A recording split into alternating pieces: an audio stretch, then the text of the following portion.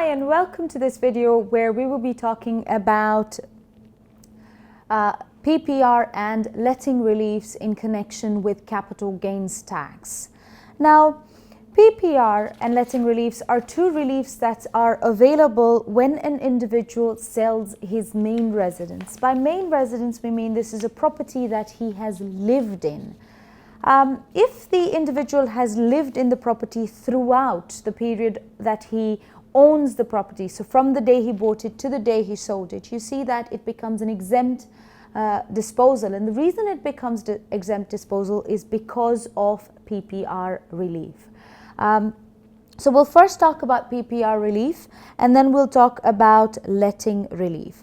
So as I said, PPR is available for an individual when an individual disposes of his main residence. So if they've lived there throughout the if he's lived in the property throughout the period, then he will get a full PPR to the value of the gain. But what we find sometimes, especially in exam questions, a situation where an individual has a property that he buys, he lives in the property for some time, and then he goes away for a period of time, and sometimes he comes back, sometimes he doesn't come back, and we have to calculate PPR in those situations.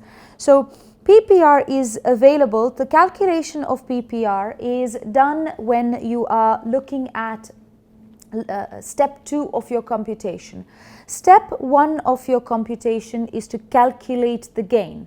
The gain is calculated by taking the sales proceeds minus the allowable cost. When you come to step 2, you think about the reliefs. PPR is calculated by taking the capital gain, multiplying it by the total occupation and divide it by the total ownership. Now, when we think about occupation, I mean, ownership is quite straightforward. Ownership is the length during which he owned the property. The calculations are done in the number of months. So ownership is the period where he owned it. But when you think about occupation are of two types. The first type of occupation we have is actual occupation. Actual occupation is the period during which the individual physically lived in the property as his main residence. That's the place he is living at. So for actual occupation, PPR is always available. The second type of occupation is deemed occupation. Deemed occupation is the period during which the person did not physically live in the property, but he is treated as if he lived in the property.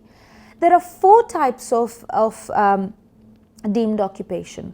The first one is the last 18 months of ownership. So the last 18 months of ownership are treated, for the last 18 months of ownership, the individual is treated as if he lived in the property, even if he didn't. Okay. Then the second one we have is up to 3 years for any reason. Now, the reasons can be he decided to go traveling around the world, he decided to go live with his mom, he decided to any reason whatsoever. Even if he decides to just leave the house and go live on the streets, that's also acceptable under any reason. The third one we have is up to 4 years for working elsewhere in the UK. So let's say his property is in London and he gets a job in Manchester.